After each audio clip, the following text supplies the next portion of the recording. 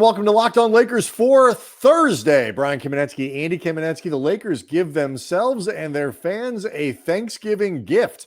They snap the losing streak and play a good game in San Antonio. That's next.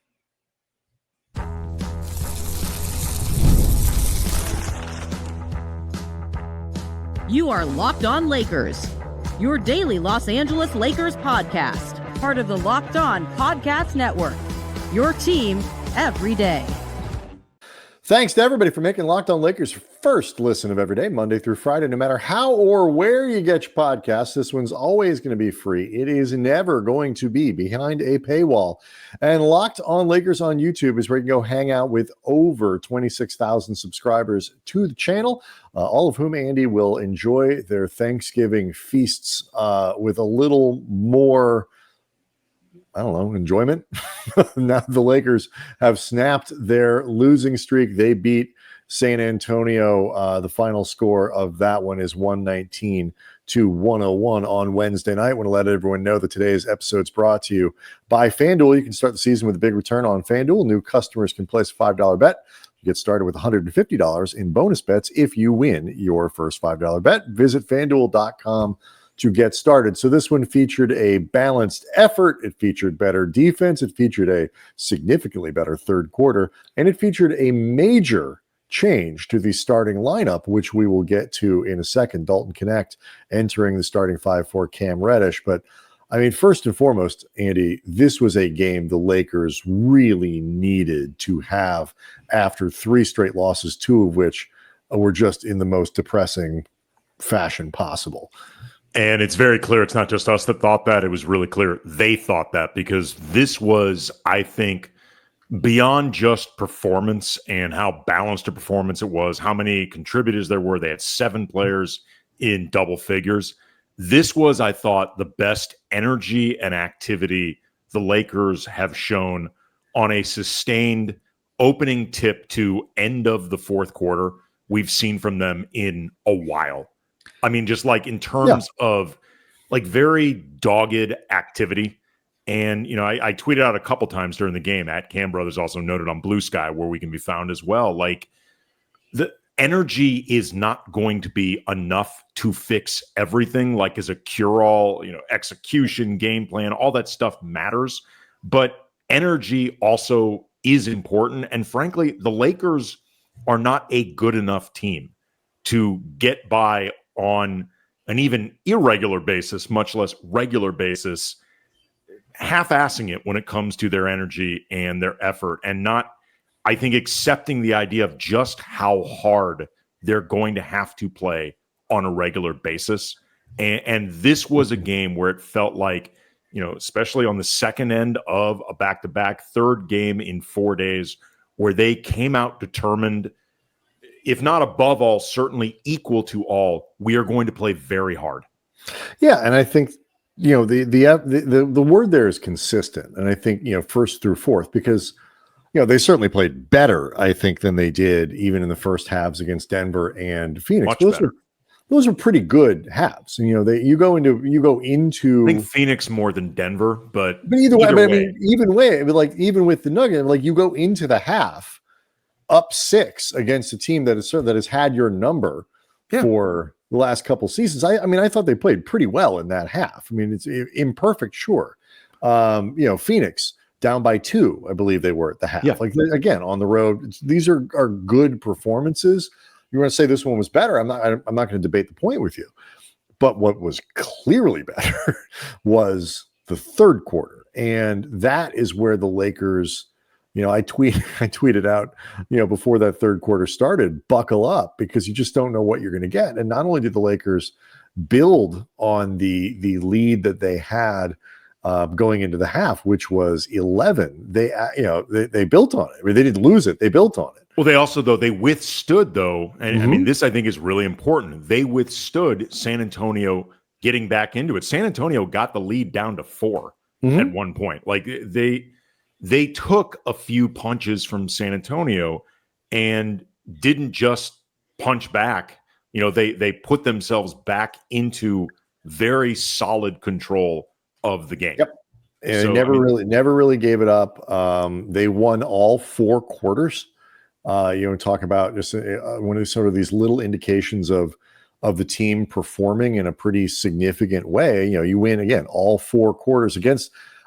Maybe I am overrating the Spurs, but I think they are a team that is, they're back above 500. They got off to a little bit of a slow start, but they had won 4 in a row coming into this game, 7 of 10. I think they are going to keep piling up wins over the course. They're 4 games above 500 at home at the very least. Yeah, this is a good team with a lot of talent on it. They're figuring it out, and some nights are going to be better than others. But to go into San Antonio on the second night of a back-to-back, in the middle of a stretch where they're playing 5 games, I believe it is 5 and 7. A rarity in today's NBA to have this many games together. But I think between the in-season tournament and some of the NBA Cup and some of the uncertainty that causes with the schedule, and then the NBA goes completely dark on Thanksgiving, so that creates some schedule. A few teams are having a lot of these back-to-backs built up around Thanksgiving. But, for a team like the Lakers, I think, Redick said they got into San Antonio at 4 a.m. Mm-hmm. That is when old people like LeBron typically get up, not when they go to bed. And you could see LeBron, these are those stretches where you really see that LeBron needs some help. Second night of a back-to-back, a lot of games in a row. Some challenging defensive assignments, and he looked like his legs were suffering. He had a pretty good, much better second half than the first, but the Lakers needed to get a better fourth quarter really than the third. Sure. His stat line is misleading for the entirety of the game. It's a triple. He did finish with a triple double, right? But it was not a great. He spent the first 3 quarters of the game, to be perfectly honest, struggling a lot. Yeah. It's fine. It's like even superstars need help. Like these other guys are there for a reason, and they got really good help across the board. Anthony Davis was doing a lot of really good facilitating on top of the work you expect from him, scoring defensively on the boards, all that stuff. We'll get into D'Angelo Russell. We'll get into Max Christie had a terrific game. Rui Hachimura, his best game since returning from that ankle injury. And then obviously, too, the big lineup change that, at least for one night, paid some really good dividends. Yeah, and you talk about Anthony Davis, and I think this was important because, AD pointed it out after the game, and the first thing that JJ Redick pointed out after the game was, when asked about this balanced effort, was that it started with AD because, if you remember, AD lit up San Antonio the last time they played, but not surprisingly, the Spurs tried guarding him a little bit differently. They sent a lot of bodies. The first possession for the Lakers, Wemby swatted the living bleep out of a shot that AD had right at the rim. I was like, he has like 4 or 5 moments a game where you're watching and going, well, that's just not fair. Okay, the sequence where Wemby basically dunked or put back an inbound pass from under the basket with Christian Coloco.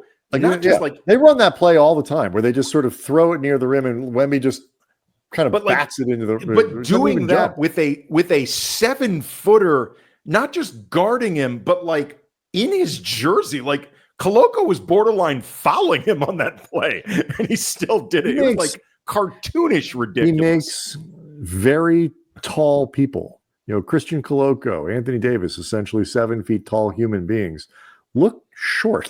It's really quite amazing. There are a couple other Wemby-ish things that really just drive home his size. But after the break, we'll talk about this because the balanced effort is in part because of those reads that you were talking about from AD. It started, as Redick said, with him moving the ball and distributing it, reading the defense, and making the right plays, which is why he ended up with 7 assists. So we'll get to that next.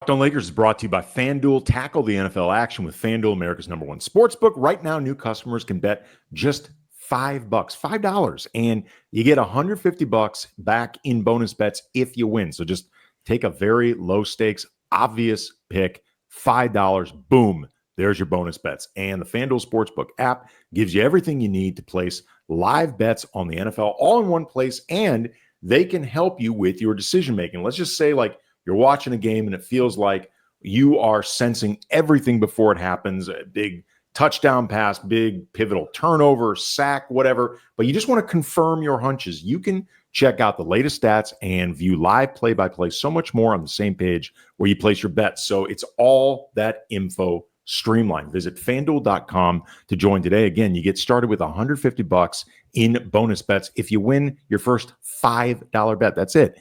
FanDuel.com. Never waste a hunch. Make every moment more with FanDuel, an official sportsbook partner of the NFL.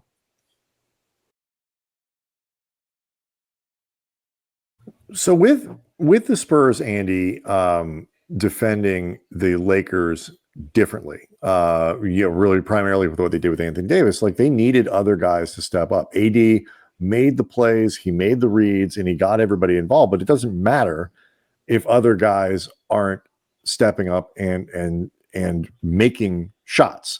And it started with Dalton Knecht. You could see it right away with him in the starting lineup. We'll get to whether or not what we think about this for the long term, but in the short term, you could see right away what it meant to have Knecht. Is he had a couple jumpers early, and you could see what that did to the Spurs. Like it's like, okay, we're gonna blitz AD. But we know we got to get back to this other guy. Like it causes real trouble. And then you would see over the course of the game, one of the things that makes this work so well with Knecht is he moves very well without the ball. And so he's going to get 2 or 3 buckets a game just from back cuts and little plays like that, where guys like Davis and LeBron can find him. But you could see very early the impact his jumper was going to have on this game. Yeah, absolutely. Dalton Knecht finished the game with a team leading 20 points, 8 of 15 from the field, 4 of 10 from behind the arc, 8 rebounds, which is something I know will make JJ Redick very happy. 2 steals, like things like that beyond the scoring will help the viability of Knecht staying in this starting lineup, playing the type of minutes that he did, 31. But, you talk about that playmaking from AD.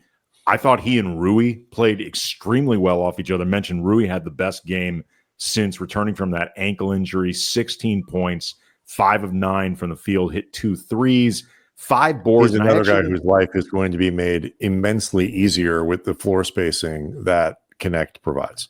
I also thought too, like in terms of, we talked about earlier, activity, 5 boards for Rui is fine, not great, not awful, but I think in some ways it's a little bit misleading because Rui's activity around the boards in general was fantastic. Like he did a really good job putting his body on someone else, just disrupting that area, getting in the way. There were some either tap outs or like poke outs that I'm not sure he technically gets the credit for it or not in terms of the stat sheet, but that's an area that JJ has stressed a lot for Rui. We've talked about even before JJ got hired, like there's no reason Rui should not be better on the glass than he's been. This was a night where 5 boards don't tell the story. I thought he was very good. And he played 25 minutes, so it's not like he played 35 and finished with 5. I mean, it does make a difference there too. But it's a night where I thought he did a very good job just being aware of the glass. And I think attentiveness is a lot of it. And look, the Lakers, when you get 5 of 9 from Rui, and you get 3 of 6 from Reeves, quite a relatively quiet night, but efficient in the shots that he took. 3 of 6 from 3-point range, 5 of 11 overall.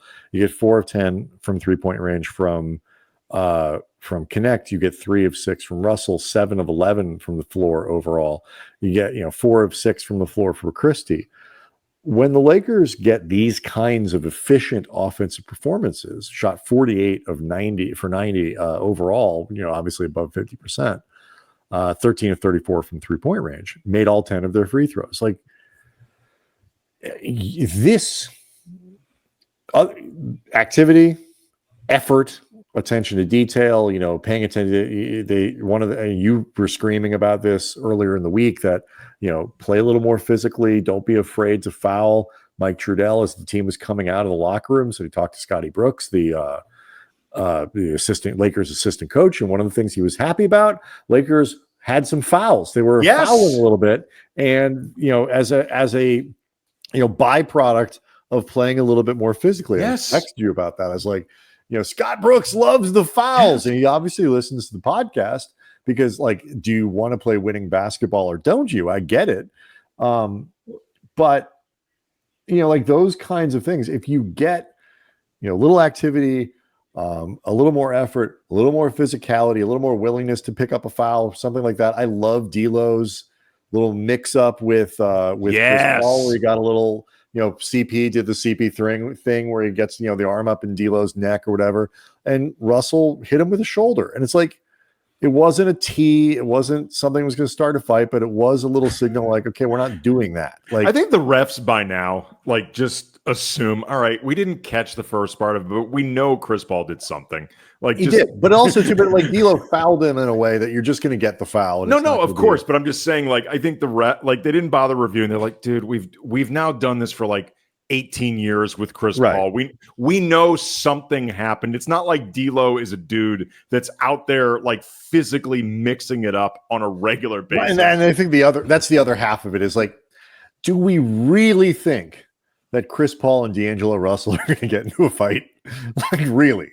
Is that what we think is going to happen? I mean, it depends on whether not. or not D'Angelo Russell was within nut kicking distance for Chris Paul. I mean, that is always or nut elbowing, like, right. From CP, like that. I mean, that part could have happened, but are they really gonna, no, they're not. So, yeah, but I like it's just a little signal like we're not going to be pushed around. Yeah. And so, I like those things. But the other thing that's going to make the Lakers defense better is balanced offense, smart shooting, taking quality shots with a balanced floor. And Andy, how about making some of them? Like they got, 13 of 39 is, what did I say? It's like 13. I think it was 13 of 39 from 13 of 34 from 3-point range. Like, that's really good. Like, that's going to get it done. Over 50% from the floor.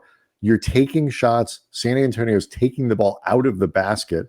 And you are, for the most part, again, outside of LeBron, not turning the ball over very much. And so if you can do those things, your defense is going to be better. I think one of the most important reasons to get Knecht into the starting lineup is actually to help balance their defense, not just make the offense better. I think that is true. And there's no question that better offense can create better, more efficient, less chaotic defense.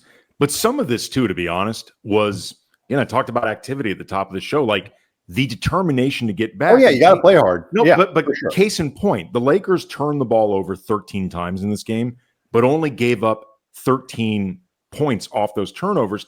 And contrast that to Phoenix, where they turned the ball over 12 times, one fewer, but gave up 19 points off turnovers. Or the Denver game, 15 turnovers, 31 points off turnovers. Like, some of this is, especially because the Lakers have been one of the best teams in the league taking care of the ball, and they're still getting their asses run on constantly. Some of this is the willingness, just get your ass back. Don't argue if you don't get a foul call. Don't whatever, just get back. There's that. But I also think too, it's like the types of turnovers you have become different. Where they are in the clock is different. Like LeBron had a couple bad ones, but I think at least two of them, possibly three, were throwing the ball into the third row. Like, ball goes out of bounds. So it's turnover, but it's not an open play turnover. That's why LeBron's a cagey veteran. That's right. Thinking this through. I mean, everyone else playing checkers. LeBron's out there playing 4-dimensional chess. And I think this is, this is one of those situations as our, as we like to say, it more than one thing can be true at once. Like, I didn't chart all of their turnovers, what kind of turnovers they were, but not all turnovers are created equal. So better, the quote unquote better turnovers combined with more attention to let's get back in transition, and you can get better numbers on that stuff. It's just they have to be really tight offensively. They just have to be, both in part because, part of the problem was, defensively, they're going to have stretches where they're going to give up points. You got to be able to kind of score your way through those. They cannot have what you had in the third quarter against Phoenix, third quarter against Denver, which is these really long lulls in their offense and stretches where, they're breaking down and they can't not just score, they can't get clean shots. Like, they just can't have that. It needs to be better. And that's where the D'Lo, I texted you, like, if D'Lo and Knecht are both really good on the same night, the Lakers are going to be hard to beat. And you texted back, like, and also Max Christie hitting, at the time it was, I think, 2 or 3 shots getting the line. And if you get all of that, the Lakers are going to be really good. But I think Knecht and Russell, Knecht in the starting lineup for what he can do in opening things up, and Russell for what he can deliver to the reserves, both as a shooter. We saw what happens when D'Lo shoots well, but also as a facilitator. Like, when I think that's a good kind of litmus test for the Lakers. Like, are both of those guys playing well? I bet from here on out, more often than not, on nights where the answer is yes, the Lakers will win. Well, let's talk about more of that coming up next. Locked on Lakers is brought to you by Skylight Frames. Do you struggle to find the perfect gift during the holidays? Maybe gift giving isn't your love language, doesn't come natural to you, or you're buying for someone who either has everything or just is difficult to please. You know who that person is. You don't need to say it out loud. Well, got a perfect gift for you. The Skylight Frame is the touchscreen digital photo frame your whole family is going to love. You can upload thousands of photos with your phone and watch them appear in seconds. They're easy to use. The Skylight Frames setup takes less than 60 seconds. You can invite friends and family to easily share photos via the free Skylight mobile app or email. There's no account or subscription required. It's the fastest, easiest way to keep loved ones in the loop. The photos are displayed in HD resolution. You can choose from 5 different frame styles, and the gift mode makes it a very personalized gift. You can preload it with memories without even opening the box. And they offer a free 120-day returns. It's a top-rated brand, over 1 million happy customers, thousands of 5-star reviews, available in over 30 countries, recommended by the Today Show, Forbes, New York Magazine, and more.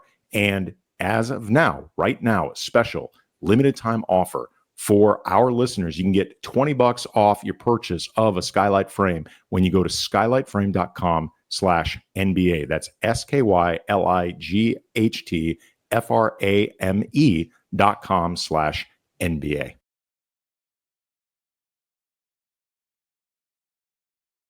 One of the things, quick reminder, the Locked on Lakers channel has a new show. It's the Postcast. You may have already seen it for the game on Wednesday. It's hosted by Dave Pillay, and it will be up there in the feed after every game.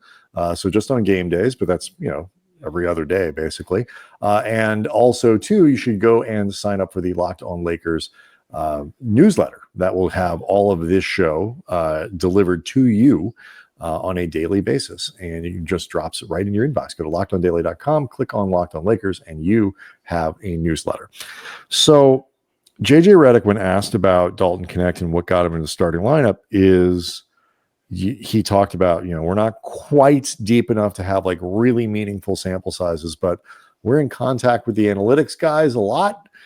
We all know JJ Redick loves himself a good analytic, Andy, and the numbers just kind of tell you that they play better and the effects are good and good things happen when Dalton Knecht is on the floor. And so I think this is a response to that. Yeah, it was interesting. JJ, after the loss to Phoenix, said that this was something that they were going to be looking into, not even specifically Knecht re-entering the starting lineup, but just his comfort level as a starter versus coming off the bench, whether he's finding the right rhythm, whether he's able to get the right shots. but it playing with Anthony Davis and LeBron James, I think helps him. Of course. It helps everybody, but because of the type of player that he is and the type of shooter, he's going to be let loose a lot more with those guys than he would be otherwise. Yeah, absolutely. And it felt like, I'll put it this way, I was not surprised that this news was announced. I doubt you were as well. I doubt many of our listeners and viewers were particularly surprised. To me, what was going to be interesting was the question of whether Cam Reddish would stay in the lineup to try to find the best version of defensive balance, or Rui was just going to stay in the lineup and it turns into we're just going to put our best, five of our six best, at the very least, depending on where you consider D'Lo in the pecking order, 5 of our 6 best scorers right out there from the jump and try to make do defensively wherever we can. What I think is interesting about the look, though, thinking about this a little bit more, is while they are definitely sacrificing some defense in terms of with Reddish back off the bench and nobody out there that is, other than AD, really a plus defender, particularly along the perimeter, you lose some defensive integrity. But Reeves, Knecht, Rui, LeBron, AD, while it is not going to be mistaken for like the 2004 Pistons anytime soon, it is very big. That's lineup. Actually a very big lineup. Like if Reeves is your point guard, he's big for that position. If Knecht is your 2 guard, he's big for that position. I don't care whether you consider Rui or LeBron your small forward. Either one of them is huge. Right. Neither one position. Of them is. They're both big. Right. They're both very big for that position. So if nothing else, you may be losing some defensive integrity. And, this was, I think, a good matchup for them because San Antonio, outside of Wemby, is not a particularly big team at all.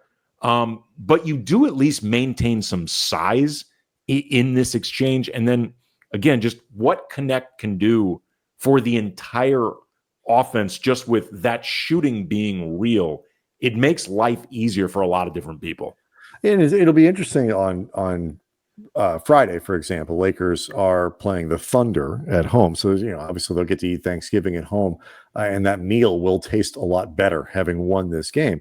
Lakers have matched up, certainly last year, matched up very well against the Thunder, in part because of this size question. And while Chet Holmgren is out and Anthony Davis just annihilated Holmgren pretty regularly last year, they do have Isaiah Hartenstein back. And so he's pretty much their size.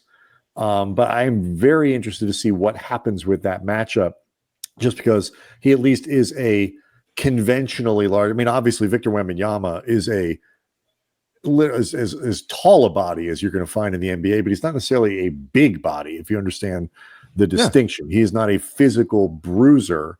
He's just, plastic man. He just does things that you can't defend. Hartenstein is a load, and physically, and it's so that'll dude. Very curious to see how that changes the matchup between the Lakers and the Thunder, and also too from that perspective, what happens if the shots aren't falling early? Like you talk about defensive integrity. Part of the reason the Lakers were able to maintain it is because the offense was running efficiently. San Antonio was, generally speaking, taking the ball out of their own basket. And if you give the Lakers a chance to get set defensively, they're going to be okay. Like they can make that work. They are terrible in transition. And they're if they're turning the ball over, all that kind of stuff. Or they're terrible if they're out of balance when the possession starts. We'll see what happens on nights when the shot isn't falling. But the 2 guys in the rotation that have the highest net ratings, the guys who've been in the rotation all season long, are D'Angelo Russell and then Dalton Knecht. Yeah. And I love D'Lo, but he doesn't have the same impact, even when he's shooting well, as somebody like Knecht does, just because I think that the variety of ways that Knecht runs around and you set up shots and you set up the offense and you can do things for him that he fits, like his shooting to me is just different. And so your job as JJ Redick is to figure out ways to get your best players on the floor and your most effective players on the floor more. And Dalton Knecht, especially in combination with those guys, is one of the guys on the team who is one of their most effective players, and he just has to play more. And so I'd be very surprised if he comes out of the starting lineup for anything other than injury or, like you say, just a total collapse in their defense. Right. It just starts becoming obvious, like the Knecht Reeves backcourt is a different version of the same issues they had with D'Lo and Reeves. And like, it's just too difficult for them. This was a different, Stephon Castle is having a terrific rookie season. Like he's been very good for them, but like, that's not the same. And Chris Paul actually has been very good for San Antonio, but those are not the same type of guys to cover as, say, Shea on Friday, or like, right. For that matter, Jalen Williams on Friday. And there's a reason Oklahoma City is 13-4, potentially 14-4 if they can beat. We're recording as they are playing the Warriors that game going into the fourth quarter. Like, there's at worst they're 13-5. Right. Like that's a really good team, better than San Antonio. And it's not going to work every night, but the Lakers aren't going to be able to defend anybody every night. Like that being said, though, when you were talking about the difference between Knecht and D'Lo and like the different type of shooting, the different type of effect on the offense, that may be true, but there's a reason that we talked so much since D'Lo returned to LA about him being an X factor for this team. And we've said many times, when D'Lo plays well, the Lakers often become a very difficult team to beat. And this was probably, I'd have to go through the Rolodex of his season so far, but this is probably, if not definitively, the best game D'Lo has played this season. He was extremely aggressive from the jump. He had 14 points in the first half. He continues to set up other guys well. And that's the thing, though, like in terms of part of what makes him the X factor for this team is, as much as Knecht maybe, you want to consider him a more lethal shooter, with a wider variety of ways he can be used as a shooter, different ways he can bend defenses as a shooter, and just the awareness of him on the court. Fine. We've had this discussion before. We don't need to have it again. But D'Lo can do more things in the offense than Knecht. And there are ways, well, at least certainly as a distributor, sure. Right. As a distributor, and when he's on as a scorer, again, you get this version of D'Lo, Rui, who we've also often talked about as an X factor for this team, Max Christie playing hands down the best game he's had on this season. Both sides of the ball. But he was terrific in this game on both sides of the ball. He seems very clearly and firmly back in the rotation. Gabe Vincent got 6 very perfunctory minutes. I don't know how much longer JJ is going to be seemingly working to keep Vincent in the rotation, but his minutes are drastically being cut down, which I think is the correct call. But obviously, if 7 or 8 Lakers play well, goes without saying they become a better team, but just the type of performances they got across the board tonight, it showed the signs of what this team can be when they play at their highest level. And this was a good team on the road. It starts becoming a question, though, of just how accessible is that top level? And to be honest, I think at times, how hard are they willing to work to get to that top level? Yeah, well, I'm not disagreeing about D'Lo's importance, just the style of play, and just their differences as shooters, like literally how they get their shots and how they work as 3-point shooters. But again, I noted 2 most effective players in terms of net rating on this team are D'Angelo Russell and Dalton Knecht. And the problem with D'Lo isn't his point guarding, it's the shot, and he just needs to shoot better. And because if Knecht's in the starting lineup, he's changing what the starters are doing. If D'Lo's playing like this with the reserves, he's both facilitating with the reserves, but also providing the consistent bench scoring that they need. Again, if those two guys play well night to night, assuming LeBron is LeBron, assuming Anthony Davis is Anthony Davis, they are going to win more often than they lose. I'll be honest with you guys. I hope everybody's having has a great Thanksgiving. I don't know if we're going to have a show on Thursday. I think we could. On Friday? You mean on Friday? Show for Friday. We're going to record a show on Thursday for Friday on Thanksgiving. I don't know if we are or we aren't. If we do, please listen to it, enjoy it. We'll get you ready for the game on Friday night. If we don't, we will see you after the game on Friday night. But everybody have a great Thanksgiving, and we'll talk to you next time.